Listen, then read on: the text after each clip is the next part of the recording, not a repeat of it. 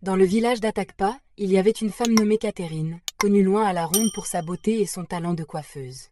Sa peau était de la couleur du cacao riche, ses yeux brillaient comme le soleil du matin, et son sourire était aussi éclatant que la lune. Mais ce qui la rendait unique, c'était son talent. Elle était la meilleure coiffeuse du village, et tout le monde le savait. Des femmes venaient de partout dans son salon, impatientes de voir leurs cheveux transformés par ses mains magiques. Le salon de Catherine était un petit bâtiment en argile, situé à la périphérie du marché du village. Simple mais accueillant, il avait un toit de chaume et une porte en bois qui grinçait doucement lorsqu'on l'ouvrait. À l'intérieur, les murs étaient peints de motifs colorés, et le sol était toujours balayé avec soin. Mais il y avait une chose qui différenciait le salon de Catherine de tous les autres, il n'y avait pas de miroir. Lorsque Catherine avait ouvert son salon, les gens trouvaient cela étrange. Ils se plaignaient de ne pas pouvoir voir leur nouvelle coiffure pendant que Catherine travaillait. « Comment saurais-je si je suis belle ?» demandait-il en fronçant les sourcils, regardant autour du salon. Catherine souriait simplement et disait « Vous le sentirez, et c'est tout ce qui compte. » Au début, beaucoup de femmes n'étaient pas contentes de cela. Elles voulaient se voir dans le miroir pour admirer le travail de Catherine tandis qu'elles tressaient, torsadaient et coiffaient leurs cheveux. Mais peu importe combien elles se plaignaient, Catherine ne permettait jamais de miroir dans son salon. « Vous n'avez pas besoin d'un miroir pour voir votre beauté, disait-elle doucement. La beauté n'est pas ce que vous voyez, c'est ce que vous ressentez à l'intérieur. » Malgré l'absence de miroir, le talent de Catherine était indéniable. Ses mains bougeaient avec une telle grâce et précision que chaque coiffure qu'elle créait était une œuvre d'art. Les femmes quittaient son salon en se sentant plus belles que jamais, la tête haute et le pas léger. Le talent de Catherine se répandit rapidement, et bientôt, les femmes faisaient la queue devant son salon, de l'aube au crépuscule, attendant leur tour. Peu importait combien Catherine était fatiguée ou à quel point il se faisait tard, les femmes la suppliaient de coiffer leurs cheveux. « Personne ne le fait mieux que toi, Catherine, » disait-elle, et c'était vrai. Catherine avait un don, et tout le monde voulait en faire l'expérience. Mais Catherine n'était pas seulement une coiffeuse talentueuse, elle était aussi un mystère. Personne dans le village ne savait d'où elle venait, et elle ne parlait jamais de sa famille. Elle était apparue à Atakpa un jour, sortie de nulle part, et était rapidement devenue la figure la plus aimée du village. Elle était toujours la première à ouvrir son salon et la dernière à partir, travaillant de longues heures avec le sourire aux lèvres. Les femmes d'Atakpa adoraient Catherine, mais leur adoration se transforma bientôt en envie. Elles enviaient sa beauté, son talent et la façon dont tout le monde se pressait autour d'elle. Cela était particulièrement vrai pour une femme nommée Bibi, qui avait autrefois été la coiffeuse la plus populaire d'Atakpa. Bibi ne supportait pas la façon dont Catherine avait rapidement pris sa place. Elle s'asseyait dans son salon vide, en regardant avec colère la file de femmes qui attendaient devant la porte de Catherine. « Pour qui se prend elle ?» murmurait Bibi entre ses dents. « Juste parce qu'elle est belle, elle pense pouvoir conquérir ce village. » Mais il n'y avait pas que Bibi qui était jalouse. De nombreuses autres coiffeuses ressentaient la même chose. Elles commencèrent à médire de Catherine, répandant des rumeurs à son sujet. « Avez-vous remarqué que personne ne sait d'où elle vient ?» disait l'une d'elles. « Et avez-vous déjà vu sa famille ? C'est comme si elle était apparue de nulle part. Elle doit cacher quelque chose. » Ajoutait une autre. « Personne n'est aussi parfait, il doit y avoir quelque chose qui cloche chez elle. » Au fur et à mesure que les rumeurs se propageaient, les gens du village commencèrent à regarder Catherine différemment. Ils continuaient de venir à son salon parce que personne ne savait coiffer comme elle, mais il y avait une nouvelle méfiance dans leurs yeux. Ils se demandaient si les rumeurs étaient vraies, si Catherine cachait vraiment quelque chose. Mais malgré les murmures et l'envie, Catherine restait calme et bienveillante. Elle saluait tout le monde avec un sourire et ne laissait jamais les rumeurs l'affecter. Elle continuait à travailler dur, arrivant à son salon avant le lever du soleil et repartant bien après son coucher. Et bien que les femmes d'Atakpa continuent de l'envier, elles ne pouvaient s'empêcher de l'admirer aussi. Même la reine d'Atakpa avait entendu parler du talent de Catherine. Elle envoyait souvent chercher Catherine, l'invitant au palais pour coiffer ses cheveux. La reine s'asseyait sur son trône doré, regardant Catherine travailler, admirant la rapidité et la dextérité des mains de Catherine. « Tu as un don, Catherine, » disait la reine en admirant sa nouvelle coiffure. « Il n'y a personne comme toi dans ce royaume. » Catherine souriait simplement et inclinait la tête. « Merci, votre majesté, je suis honorée de vous servir. » Mais même la reine, qui avait tout ce qu'elle pouvait désirer, ressentait une pointe d'envie. Lorsqu'elle regardait Catherine, elle se demandait comment une femme pouvait être à la fois si belle, si talentueuse et si gentille. C'était un mystère que personne à Atakpa ne pouvait résoudre. Malgré les murmures de plus en plus présents, Catherine poursuivait son travail comme à l'habitude. Chaque matin, elle ouvrait son salon avant que le soleil ne se soit complètement levé. L'air était frais et le village encore à moitié endormi. Elle balayait le sol, rangeait ses outils et se préparait pour la journée à venir. Bientôt, les femmes commenceraient à arriver, formant une file devant sa porte, avec de l'anticipation dans les yeux. Catherine accueillait chaque femme avec un sourire chaleureux, sa voix douce en leur demandant quelle coiffure elle désirait. Certaines voulaient des tresses, d'autres préféraient des torsades complexes, et d'autres encore voulaient simplement que leurs cheveux soient lavés et huilés. Peu importe la demande, Catherine s'exécutait avec talent et grâce. Ses mains bougeaient comme si elle tissait de la magie dans chaque mèche de cheveux. Mais avec le temps, Catherine commença à remarquer un changement. Certaines des femmes qui venaient à son salon semblaient mal à l'aise. Elles évitaient de croiser son regard et murmuraient entre elles en attendant leur tour. Lorsque Catherine leur demandait ce qui n'allait pas, elles secouaient la tête en souriant, mais l'inquiétude dans leurs yeux ne disparaissait jamais. Un jour, alors que le soleil commençait à se coucher et que le ciel virait à une douce teinte rosée, Catherine s'apprêtait à fermer son salon lorsqu'elle entendit le bruit des chevaux approchant. Elle leva les yeux et vit un carrosse royal s'arrêter devant sa porte. Les villageois qui étaient encore présents poussèrent des exclamations de surprise et se hâtèrent de s'écarter alors que la reine elle-même descendait de son carrosse, ses robes royales flottant derrière elle. La reine d'Atakpa était une femme puissante et élégante, connue pour sa sévérité et son amour pour tout ce qui était beau.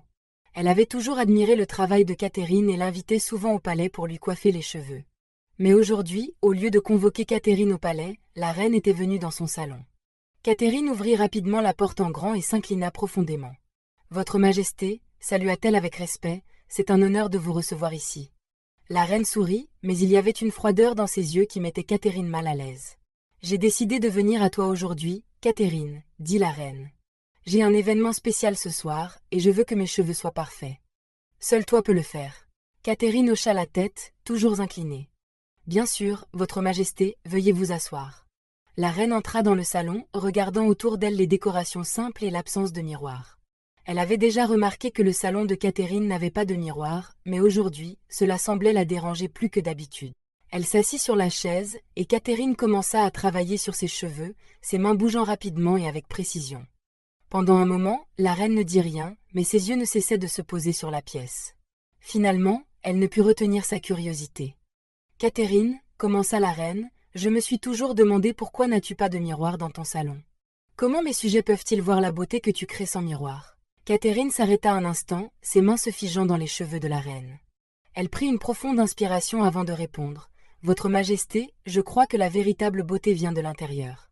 Lorsque les gens se regardent dans un miroir, ils se concentrent souvent trop sur ce qu'ils voient à l'extérieur. Mais quand ils quittent mon salon, je veux qu'ils se sentent beaux dans leur cœur.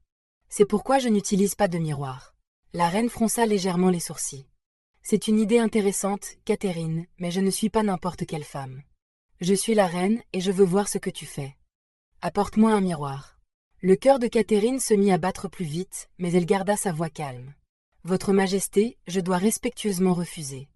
Je n'ai pas de miroir ici, et même si j'en avais, je ne les utiliserais pas. » Les yeux de la reine se rétrécirent. « Refuses-tu de m'obéir, Catherine ? Je suis ta reine et je t'ordonne de me suivre. » Catherine prit une autre profonde inspiration et soutint le regard de la reine. « Votre Majesté, je vous sers de tout mon cœur, mais je ne peux pas enfreindre ma propre règle, pas même pour vous. » Le visage de la reine se durcit de colère. « Comment oses-tu me défier ?» siffla-t-elle. « Je pourrais te punir pour cette insolence. Ne sais-tu pas qui je suis ?» Catherine resta calme, bien que son cœur battait à tout rompre. « Je sais qui vous êtes, Votre Majesté, et je vous respecte profondément. Mais c'est quelque chose que je ne peux pas faire. Même si c'était ma propre mère qui me le demandait, je ne pourrais pas permettre un miroir dans mon salon. » Un moment de silence suivit dans la pièce. La reine fixait Catherine, sa colère clairement visible dans ses yeux. L'air était lourd de tension, et Catherine pouvait sentir le poids du regard de la reine peser sur elle. Mais elle ne fléchit pas. Finalement, la reine se leva brusquement de la chaise, ses mouvements empreints de colère. « Tu le regretteras, Catherine, dit-elle froidement. Je ne tolère pas la désobéissance, surtout de la part de quelqu'un comme toi. » Catherine baissa la tête. « Je suis désolée de vous avoir contrarié, Votre Majesté. » La reine ne répondit rien. Elle tourna les talons et sortit du salon en furie, sa robe royale balayant derrière elle. Les villageois rassemblés à l'extérieur regardaient en silence, stupéfaits, tandis que la reine remontait dans son carrosse et partait sans un mot de plus. Lorsque le carrosse disparut au loin, les villageois commencèrent à murmurer entre eux. Personne n'avait jamais vu la reine aussi en colère auparavant, et ils se demandaient tout ce qui allait arriver à Catherine. À partir de ce jour, la colère de la reine envers Catherine ne cessa de croître. Elle ne comprenait pas comment une simple coiffeuse avait pu oser la défier. Plus la reine y pensait, plus elle s'enrageait. Chaque fois qu'elle se regardait dans un miroir, elle se souvenait du refus de Catherine, et cela ne faisait qu'attiser sa colère. La reine commença à parler en mal de Catherine chaque fois qu'elle se retrouvait avec les femmes du palais.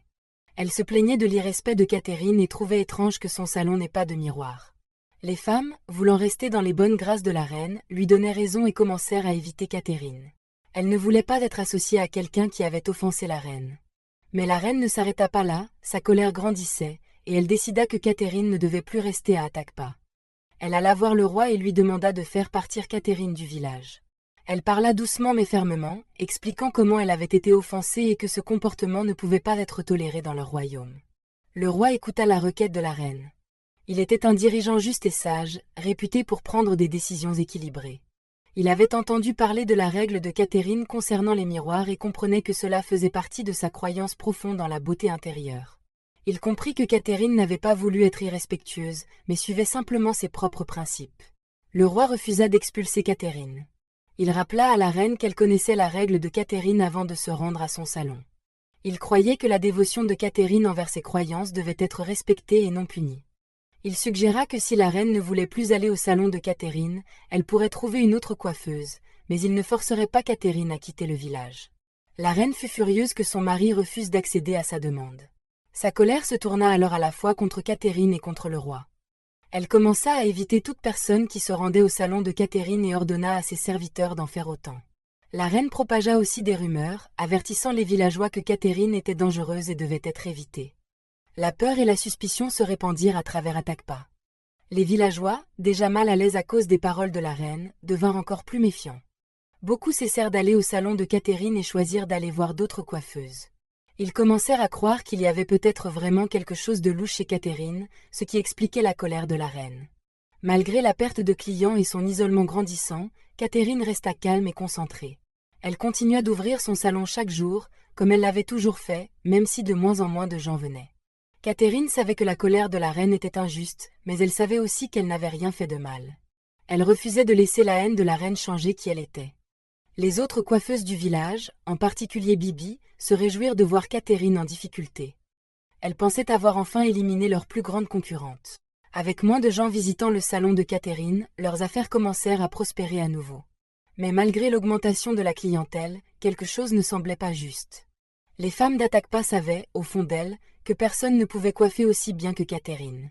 Peu importe combien elles essayaient de l'oublier, elles ne pouvaient nier la différence. Le temps passa, mais la colère de la reine ne disparut pas.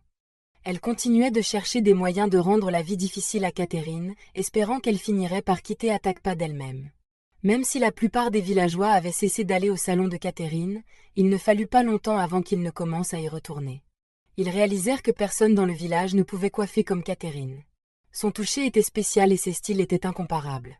Bientôt, son salon fut de nouveau rempli de personnes qui faisaient la queue pour se faire coiffer. Cela rendit Bibi, l'une des autres coiffeuses, très en colère. Elle ne comprenait pas pourquoi les gens continuaient à affluer vers le salon de Catherine malgré toutes les rumeurs et le mécontentement de la reine. Bibi était convaincue qu'il se passait quelque chose de louche. Elle pensait que Catherine devait utiliser une sorte de magie noire ou qu'elle était un fantôme. Cela n'avait pas de sens pour elle que le salon de Catherine soit à nouveau si populaire après tout ce qui s'était passé. Bibi, désespérée et jalouse, décida d'agir. Elle alla voir un guérisseur traditionnel et lui parla de ses soupçons, persuadée que Catherine utilisait une sorte de pouvoir obscur pour attirer les gens dans son salon. Le guérisseur écouta, puis dit à Bibi ce qu'il fallait faire. Il lui conseilla de recueillir son urine et de la répandre devant le salon de Catherine. Il lui dit que cela briserait tout sort ou magie que Catherine pourrait utiliser. Bibi, désespérée de nuire à Catherine, fit exactement ce qu'on lui avait dit. Tard dans la nuit, alors que personne n'était autour, elle urina dans un récipient et se rendit discrètement au salon de Catherine. Elle répandit l'urine à l'entrée, espérant que cela éloignerait définitivement les clients du salon de Catherine. Mais, à la grande surprise et frustration de Bibi, rien ne changea. Dès le lendemain, les gens faisaient toujours la queue devant le salon de Catherine, comme avant. Son plan avait échoué et sa colère grandit encore plus.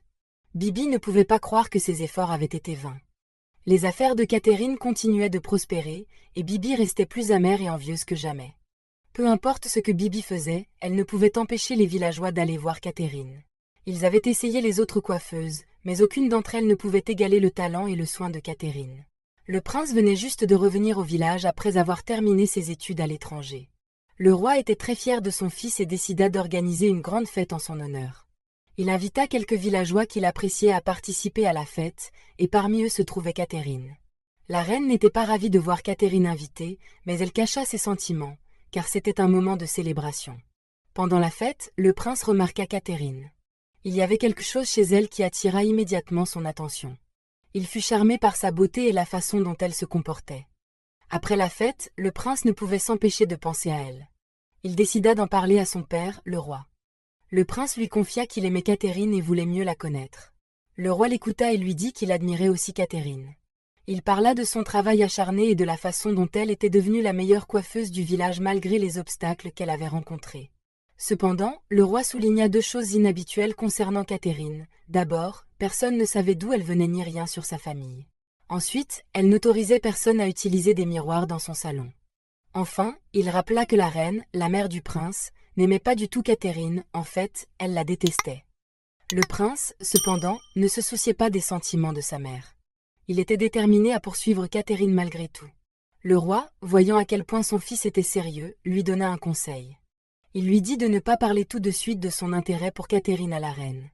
Il suggéra que le prince prenne le temps de mieux connaître Catherine avant de prendre une décision. Le lendemain, le prince visita le salon de Catherine. Il ne montra pas ouvertement son intérêt pour elle, mais au fil du temps, il continua à la visiter, et ils commencèrent à passer de plus en plus de temps ensemble. Peu à peu, un lien se créa entre eux, et le prince et Catherine tombèrent amoureux, bien qu'ils fussent prudents pour garder leurs sentiments privés.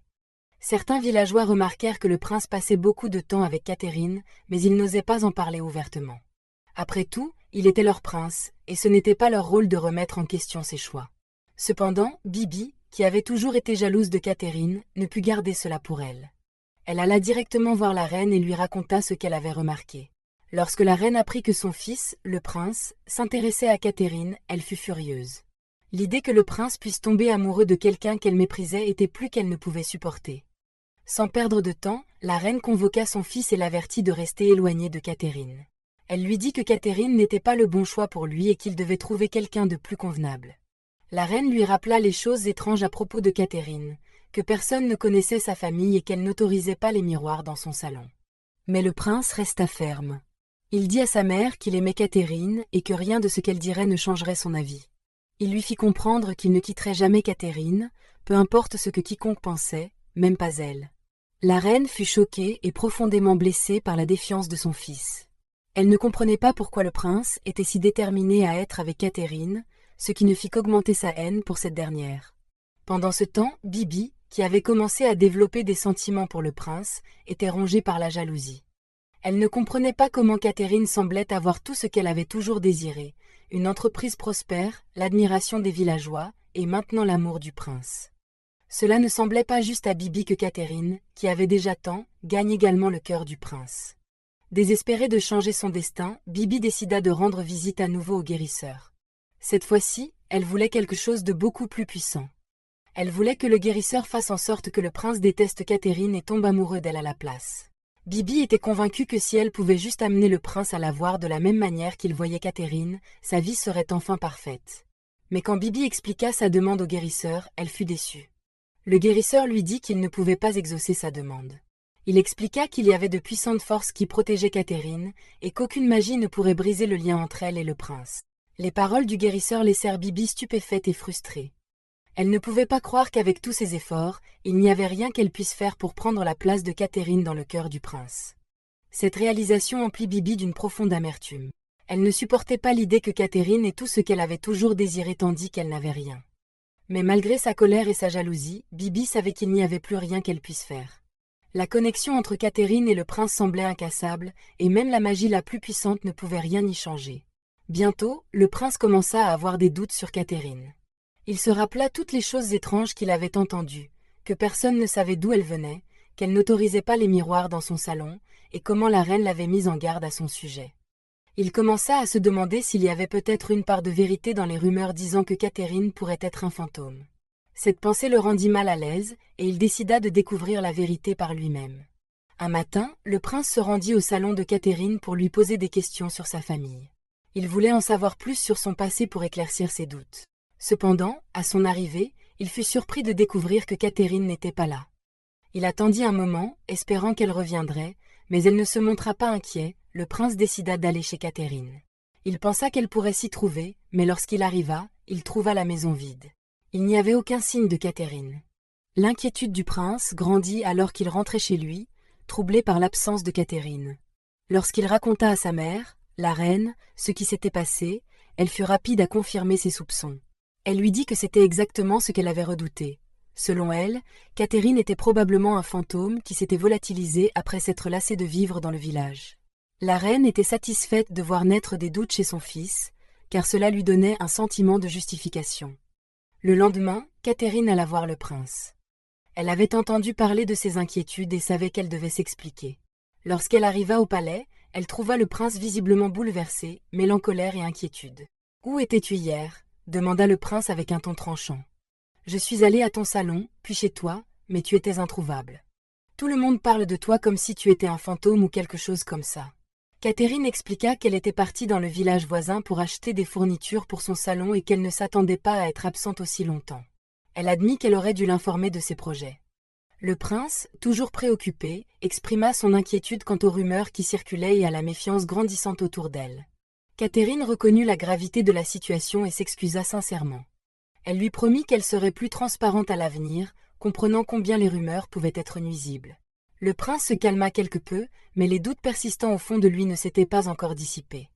Le lendemain, le prince retourna au salon de Catherine. Il avait beaucoup réfléchi à leur dernière conversation et décida qu'il était temps de discuter plus sérieusement de leurs sentiments. Lorsqu'il arriva, il dit à Catherine qu'il voulait l'épouser. Cependant, avant de prendre cette décision, il avait besoin de connaître davantage son passé et sa famille. Catherine s'était préparée à cette question depuis un certain temps. Elle prit une profonde inspiration et commença à se confier. Elle révéla qu'elle était en réalité une princesse venant d'un autre village. Sa famille avait voulu qu'elle parte à l'étranger pour étudier la médecine et devenir médecin, mais elle avait choisi un chemin différent. Au lieu de suivre les attentes de sa famille, elle avait décidé de devenir coiffeuse, une passion qu'elle avait héritée de sa grand-mère. Le prince, intrigué, demanda à Catherine de lui expliquer pourquoi elle refusait les miroirs dans son salon. Catherine lui expliqua que sa grand-mère lui avait transmis un don spécial, la capacité de coiffer les cheveux de manière exceptionnelle, au point de laisser ses clientes s'émerveiller. Elle croyait fermement que l'utilisation de miroirs pourrait enlever ce don, et c'est pourquoi elle n'en permettait pas dans son salon. Le prince fut à la fois surpris et soulagé. Il avait craint que Catherine ne soit effectivement un fantôme, mais il comprenait désormais la profondeur de ses croyances et de ses traditions. Il fut impressionné par son dévouement à son art et à l'héritage familial. « Alors tu n'es pas un fantôme après tout ? C'est incroyable, » dit-il, visiblement soulagé. « Je suis tellement heureux d'en savoir plus sur toi. Maintenant que je connais la vérité, je voudrais aller de l'avant avec nos plans. Je dois aller rencontrer ta famille pour demander leur bénédiction. » Catherine sourit, sentant un grand soulagement et un bonheur profond. L'acceptation et la compréhension du prince signifiaient énormément pour elle. Le prince, enthousiaste à l'idée d'épouser Catherine, se rendit bientôt dans son village natal pour rencontrer sa famille et obtenir leur approbation pour leur mariage. Les parents de Catherine furent à la fois surpris et ravis de rencontrer le prince. Ils l'accueillirent chaleureusement et écoutèrent attentivement tandis qu'il exprimait ses sentiments sincères pour leur fille. Le prince parla avec honnêteté de son amour pour Catherine et demanda leur bénédiction pour l'épouser. Il expliqua comment il avait appris à connaître et à apprécier les qualités uniques de Catherine, notamment son engagement envers son art et le don spécial que lui avait transmis sa grand-mère. Les parents de Catherine furent impressionnés par la sincérité du prince et par le respect qu'il montrait envers leur fille et son héritage. Après avoir rencontré le prince et compris l'affection véritable qu'il portait à Catherine, ses parents donnèrent leur bénédiction pour leur mariage. Ils étaient heureux de voir leur fille avec quelqu'un qui la respectait et qui valorisait ses rêves. Le prince et la famille de Catherine firent des plans pour le mariage, qui fut célébré avec joie et excitation. Lorsque le prince rentra dans son royaume, il était impatient d'annoncer la nouvelle à sa mère. Il lui expliqua tout sur les origines de Catherine et leur futur mariage. Il la rassura en lui expliquant que Catherine n'était pas un fantôme, mais bien une princesse d'un autre village, dotée d'un talent remarquable et d'une grande force de caractère. Au début, la reine restait hésitante. Cependant, à mesure qu'elle en apprenait davantage sur la véritable identité de Catherine et sur le respect qu'elle avait gagné dans sa propre famille, son attitude commença à changer. Elle vit à quel point son fils aimait profondément Catherine et reconnut la résilience et la détermination que Catherine avait montrée en construisant sa vie selon ses propres termes. Peu à peu, la reine accepta Catherine de tout cœur. Elle admira la force de caractère de Catherine et la façon dont elle avait su tracer sa propre voie. L'acceptation de la reine fut sincère, et elle accueillit Catherine dans la famille avec chaleur et respect. Les préparatifs du mariage se déroulèrent sans accroc, et la cérémonie fut une belle célébration de leur amour et de leur engagement. Le mariage du prince et de Catherine fut une occasion joyeuse, rassemblant les deux familles et marquant le début d'un nouveau chapitre dans leur vie. La mère du prince, désormais pleinement soutenante, joua un rôle important dans les célébrations. Elle exprima sa fierté et son bonheur en accueillant Catherine dans la famille. Leur union devint un symbole d'amour et de compréhension, surmontant les malentendus et les obstacles. La mère du prince, désormais pleinement soutenante, joua un rôle important dans les célébrations. Elle exprima son bonheur et sa fierté d'accueillir Catherine dans leur famille. L'union du couple fut célébrée par les deux villages, et leur histoire d'amour devint un symbole de compréhension et de dépassement des malentendus. Leur vie ensemble était remplie de bonheur alors qu'ils continuaient à bâtir leur avenir tout en honorant leur passé et les traditions qui leur tenaient à cœur. Chers spectateurs, quelles leçons avez-vous tirées de ce conte dramatique ? Nous aimerions connaître vos avis dans les commentaires ci-dessous. Si vous avez apprécié l'histoire, donnez-nous un pouce bleu, partagez-la avec vos amis et abonnez-vous à notre chaîne. N'oubliez pas d'activer les notifications pour ne jamais manquer nos dernières nouveautés. Merci de regarder et restez bénis.